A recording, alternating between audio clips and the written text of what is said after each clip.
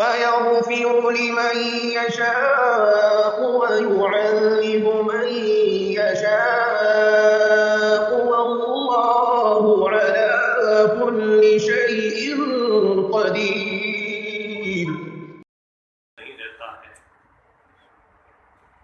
گویا کہ جب بھی اور جس لمحے بھی آپ حضرات پڑھتے ہیں، آپ حضرات اپنی کتابوں میں مشغول ہوتے ہیں، تو مجھے برابر اللہ تبارک و تعالی آپ حضرات کے ساتھ اس میں شریک رکھتے ہیں. اس لیے میں سمجھ سکتا ہوں کہ ایسی کتابوں کا کہ جن کتابوں میں بہت زیادہ محنت کی ضرورت ہے، جن کتابوں کو آپ نے محنت کے حق کے ساتھ پڑھا ہے اور اس میں آپ نے پورے سال پسینہ بہایا ہے. دورہ حدیث کی کتابوں میں ان میں سے ایک کتاب طحاوی شریف ہے. حضرت مولانا سکندر صاحب الحمدللہ مستعد ہیں، اور حق یہ ہے کہ وہ احق ہیں اس کتاب کے پڑھانے کے لیے. جب مجھ سے اس کا ذکر فرمایا کہ یہ آخری حدیث، اس آخری حدیث کے بہانے سے میں آپ سے مخاطب ہوں، تو میں نے اپنی سعادت محسوس کی، اور اس کے اندر میں نے اپنی بہت خوش نصیبی محسوس کی کہ اس بہانے سے آپ کی زیارت ہو جائے. کتاب کو آپ الحمدللہ پڑھ چکے ہیں اور مولانا اتنا پڑھا چکے ہیں کہ اس پر مزید کسی روشنی ڈالنے کی ضرورت نہیں ہے. رسماً ہی جو باتیں کہہ رہا ہوں آپ سے، کتاب سے متعلق بھی وہ رسمت ہوگی. امام طحاوی رحمۃ اللہ علیہ کو فقہائے احناف کا بیرسٹر کہتے ہیں. کسی زمانے کے اندر لوگ انگریزی نہیں جانتے تھے تو بیرسٹر کو بولا کرتے تھے بالیسٹر، اور پھر آہستہ آہستہ بیرسٹر تک پہنچے. ہمارے اکابر اس کی زندہ مثال تھے، اور فقہاء کی نگاہ عمیق بھی ہوتی ہے، دقیق بھی ہوتی ہے. عموق کے معنی تو آپ بہت اچھی طرح سے سمجھتے ہیں، عمیق کے معنی بہت اچھی طرح سے سمجھتے ہیں، لیکن دقیق کے دقیق معنی سمجھ میں یہ آئے کہ جو جزء الذی لا یتجزا کی جس پر پوری تعریف شادی کرتی ہو، یعنی فقہاء کی نظر اتنی باریک اور فقہاء کی نظر اتنی نازک، اتنی دور رس اور اتنی بلند پرواز کی حامل ہوتی ہے کہ اس نگاہ کا تجزیہ نہیں کیا جا سکتا. میں چھوٹا سا واقعہ آپ کے سامنے عرض کرتا ہوں، آپ اسے سمجھیں کہ فقہاء کتنے دقیق نظر رکھتے ہیں، اور خاص طور پر فقہاء احناف. ایک مسئلہ ہے اور وہ چاروں ائمہ کے بیچ میں اصل کی حیثیت رکھتا ہے. کہتے ہیں کہ اگر کسی بادشاہ نے رعایا کے اوپر ظالمانہ ٹیکس عائد کیا اور اس ظالمانہ ٹیکس ادا کرنے کے نتیجے میں ہوا یہ کہ کچھ لوگ اس کا بوجھ برداشت نہیں کر سکے، تو جو لوگ اس کا بوجھ برداشت نہیں کر سکے، حکومت نے وہ ٹیکس بھی دوسرے لوگوں پر ڈال دیا، وہ ڈبل ہو گیا، لیا. اب مسئلہ چھڑ گیا کہ یہ ظلم ہے یا نہیں، تو اس پر سب کا اتفاق ہے کہ یہ ظلم ہے کہ بادشاہ نے ظالمانہ ٹیکس عائد کیا اور کچھ لوگوں نے ادا نہیں کیا، جنہوں نے ادا نہیں کیا ان کے حصے کا بھی دوسروں پر ڈال دیا گیا، تو یہ ظلم ہے.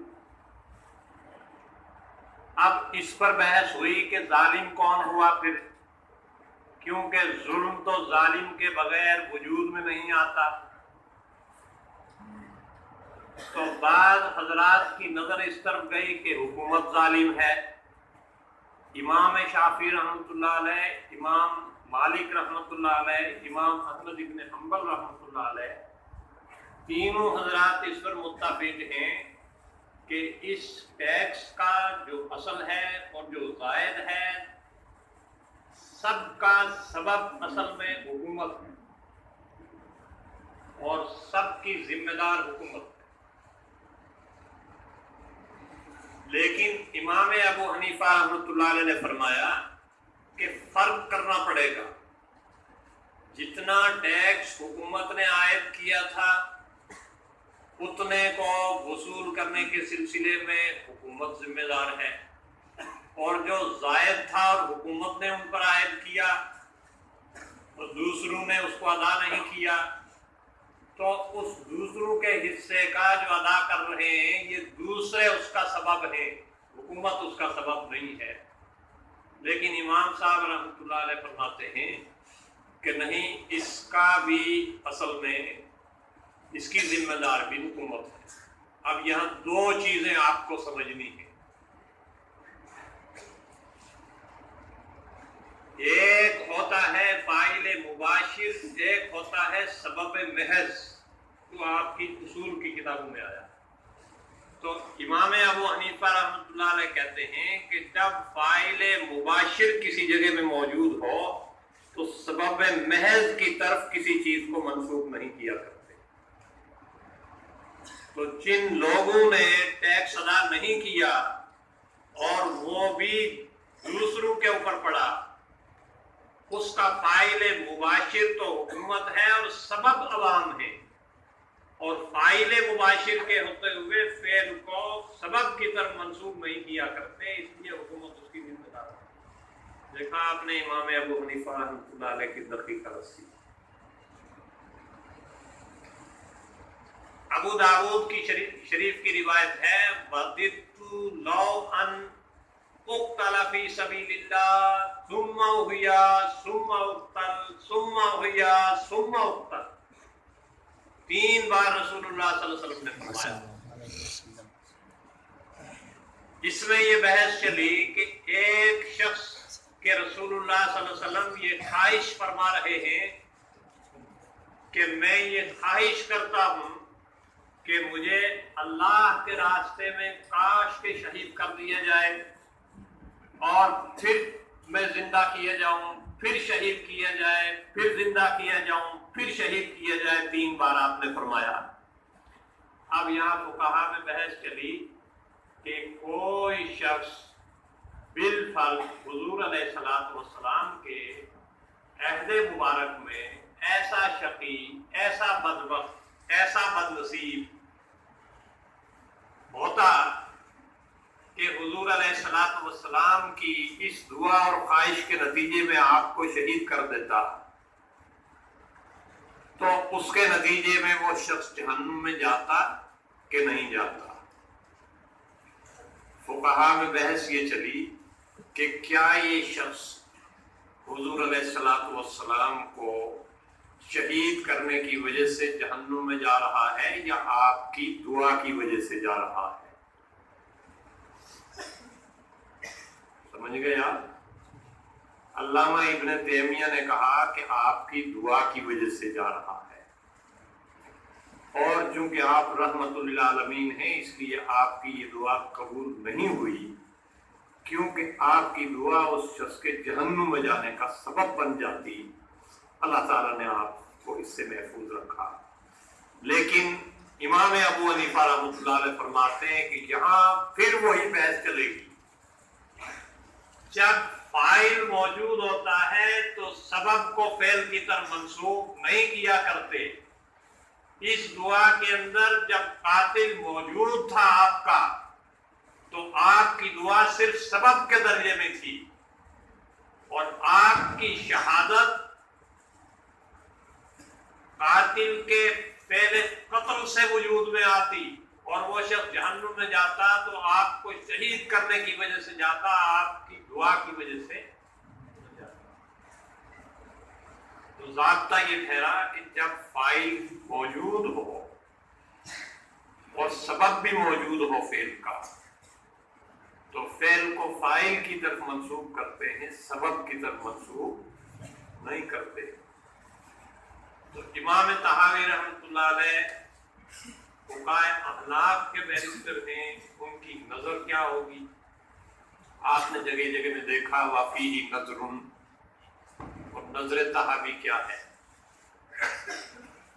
اگر آپ اس کے اوپر نظر کریں گے اور سال میں آپ کو نظر ڈالنے کی، فکر کرنے کی، غور کرنے کی، استنباط کرنے کی، استخراج کرنے کی، اجتہاد کرنے کی، مسائل کو نامانوس مقدمات سے ثابت کرنے کی صلاحیت تو الحمدللہ آپ کے اندر پیدا ہوئی ہوگی.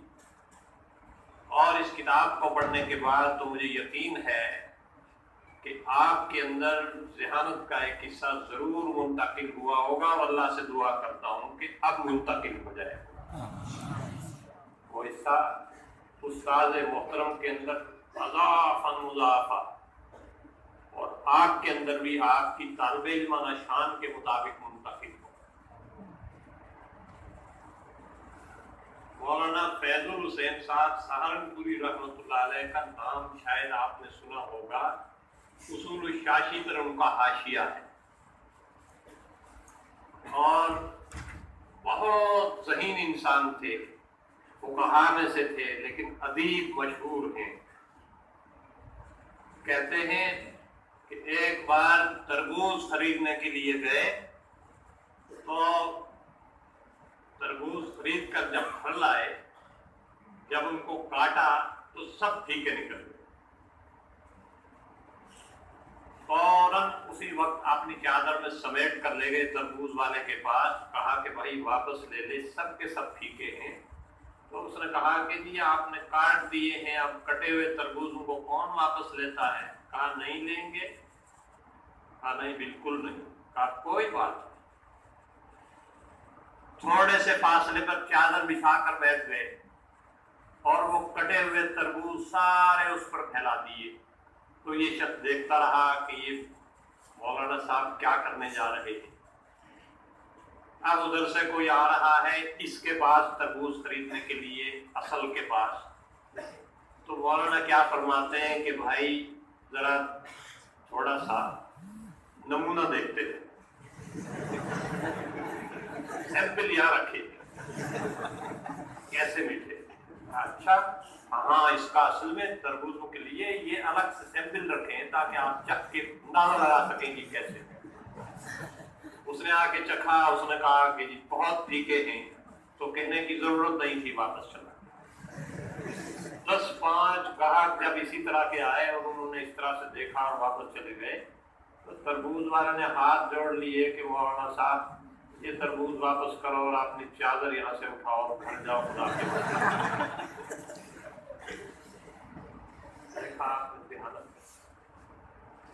مولانا فخر الحسن صاحب گنگوہی رحمۃ اللہ علیہ، یہ حضرت گنگوہی رحمۃ اللہ علیہ سے بھی بہت پہلے ہیں اور مشہور محدث ہیں.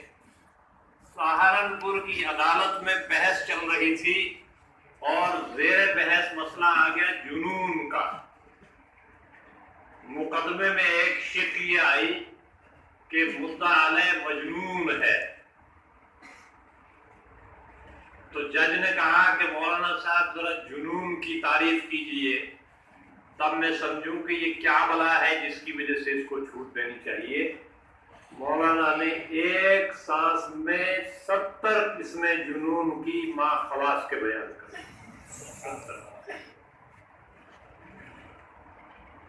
تمام کتابوں کے حوالوں کے ساتھ ہوا ہے نا. تقریب حضرت گنگوہی رحمت اللہ علیہ سہارنپور سے واپس آئے پیدل چل کے، تو ایک نیم کے پیڑ کے نیچے آرام کرنے کے لیے لیٹ گئے. تو ایک امبیٹا کا ایک بوڑھا دیہاتی آیا اور اس نے دیکھا کہ حضرت گنگوہی رحمت اللہ علیہ اس طرح سے لیٹے ہوئے ہیں. تو اس نے آ کے ٹانگیں دبانی شروع کی. تو دوسرا دیہاتی نزدیک سے آ کے دیکھ کے کیا کہتا ہے، مولوی جی تم کو اس بوڑھے سے ٹانگیں دبانے میں بڑا مزہ آ رہا ہوگا. تو حضرت گنگوئی رحمۃ اللہ علیہ نے فرمایا کہ بھائی مزہ نہیں آ رہا ہے بلکہ راحت مل رہی ہے. تو بوڑھے نے یہ کہا تب تو تمہارے لیے ٹانگیں دبانا جائز ہے. حضرت تھانوی نے اس واقعے کو لکھنے کے بعد کہا کہ یہ بوڑھا بھی جس نے یہ کہا کہ تب تو تمہارے لیے ٹانگیں دبانا جائز ہے بڑا فقیہ تھا. جس نے یہ دیکھ لیا کہ صرف لطف لینے کے لیے ٹانگیں دبانا واقعی جائز اور اگر کسی کو سکون مل رہا ہے راحت کے لیے اگر وہ ٹانگیں دبا رہا ہے تو شرعاً اس کے اندر کوئی کم. اس زمانے کے دیہاتیوں کے اندر بھی یہ تفقع موجود تھا. بہرحال امام طحاوی رحمۃ اللہ علیہ اپنے دور کے بیرسٹر تھے اور جس انداز سے انہوں نے کتاب لکھی ہے اور جس انداز سے حدیثیں لائے ہیں ایسا لگتا ہے کہ حدیثوں کا ایک دریا بہ رہا ہے. اور امام طحاوی رحمۃ اللہ علیہ اپنے فن کے مطابق حدیثوں کو سب سے پہلے اصح اور پھر اس کے بعد صحیح پھر اس کے بعد حسن پھر اس کے بعد عزیز اور پھر اس کے بعد دوسری روایتیں لاتے ہیں اور آخر میں ایک نظر قائم کر کے ایک نتیجہ نکالتے ہیں.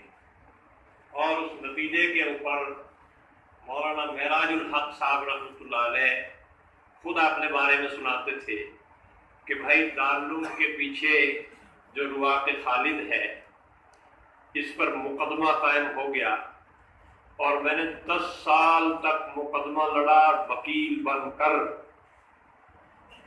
اور کسی وکیل کرنے کی ضرورت نہیں پیش آئی. صرف اس طحاوی سے اور ہدایت سے میں نے اس مقدمے کو جیتا. طحاوی کی نظر اور صاحب ہدایت کی درایت. طحاوی کی نظر صاحب ہدایت کی درایت اور بخاری کی روایت. اگر ان 3 چیزوں کو آپ جمع کر لیں تو انشاءاللہ العزیز بابری مسجد کا مسئلہ آپ خود حل کر لیں. کسی گفتگو کرنے کی ضرورت نہیں. آپ کے استاد بیٹھے بیٹھے انشاءاللہ حل کر لیں. تو میں یہ نہیں کہہ رہا ہوں کہ طحاوی کو اس مقام تک پہنچا دینا نصاب تک مولانا سکندر صاحب کا کوئی انقلابی کارنامہ ہے، لیکن یہ ضرور کہہ سکتا ہوں کہ غیر معمولی کارنامہ ضرور ہے. کیوں؟ اس لیے کہ علامہ کشمیری رحمۃ اللہ علیہ کے ملفوظات میں ایک ملفوظ بھی لکھا کہ طحاوی شریف کو مکمل 2 جلدیں پڑھانے کی سفارش تھی شاہ صاحب کی کہ طلباء کے اندر اس سے بڑی ذہانت پیدا ہوتی ہے، بڑا شعور پیدا ہوتا ہے، بڑی فکر پیدا ہوتی ہے، استنباطی قوت پیدا ہوتی ہے.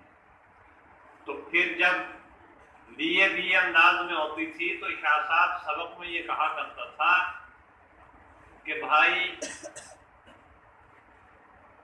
ابو جعفر طحاوی کے ساتھ کسی نے انصاف نہیں کیا. کسی کتاب کے بارے میں یہ لفظ استعمال نہیں کرتے تھے، لیکن اس کتاب کے بارے میں یہ کہتے تھے کہ پوری کتاب پڑھائی جانی چاہیے اور جو نصاب تک پہنچنی چاہیے، طلباء کے پلے جو چیز پڑھنی چاہیے اس سے وہ اس کی اصل نظر ہے. تو یہ فرمایا کرتے تھے کہ لم ينصف الناس وخاصة اہل المدارس بأبی جعفر الطحاوی رحمۃ اللہ. یہ شاہ صاحب کا کہنا، لیکن میں سمجھتا ہوں کہ مولانا کا غیر معمولی محنت، غیر معمولی لگن اور اپنے منصب سے اور اپنے مشغلے سے اور اپنی ذمہ داری سے के साथ गैर मामूली दिलचस्पी की अलामत है कि उन्होंने यहाँ तक पहुँचा दिया। आखिरी 2 हदीसों का दिल चाहता था आपसे बहुत सारी बातें कही जाए, लेकिन फिर बीच में आया कि आपसे बहुत सारी बातें सुनी जाए, और सबसे बढ़कर के मौलाना कुछ फरमाते और हम सुनते। हमें बहुत अरसा हो गया आपसे कुछ सुने हुए, आपकी नोक जो हम सुने हुए और आपकी उछल कूद देखते हुए। गालिबन 2 या 3 साल पहले का वाक़या है। या एक शीशा शायद आप भी टूटा पड़ा होगा, आशियाने में बिजली का आप भी कोई टुकड़ा पड़ा होगा शायद, कि हाजिरी हो रही थी और एक तालिब इल्म ने बताओ शीशे से छलांग लगाई, शीशा टूटा, वो अंदर आकर गिरे, और किस वक्त हाजिरी हुई उनकी, और हाजिरी देकर भी साथ। तो बहरहाल आप हजरात की ये उछल कूद भी हमें बड़ी अच्छी लगती है, और ये उछल कूद आपकी आगे चलकर असल में बातिल के लिए एक तरीके का मैदान जंग बनती है। इसलिए इसके लिए भी दुआ देते हैं हम आपको, आपसे सुनते, आपकी उछल कूद देखते, आपकी शरारतें। लेकिन वो बात नहीं रही। गालिब ने ये कहा था कि मुज़महिल हो गए कुआ गालिब, वो अनासिर में आप एतदाल कहाँ। अनासिर में अब वो एतदाल मौलाना के मौजूद है, मौलाना सिकंदर साहब के है, और इंशाअल्लाह इससे ज़्यादा तवानाई के साथ, इससे ज़्यादा क़ुव्वत के साथ, इससे ज़्यादा जोश व खरोश के साथ, और इससे ज़्यादा होशमंदी के साथ अल्लाह ताला उनसे काम लेंगे और इंशाअल्लाह उनसे फ़ायदा उठाते रहेंगे। तो इसमें एक मसला आता है गैर महरम मुहरिम। मुहरिम हालत एहराम के अंदर निकाह कर सकता है। असल बात तो हो गई, इमाम शाफी रहमतुल्लाह अलैह का उम्मन जो आपने देखा होगा रुझान, वो अल्फाज से और सेगों से इस्तेदलाल करते हैं, बहुत ज़हीन इंसान। उसकी एक छोटी सी मिसाल मैं आपको देता हूँ।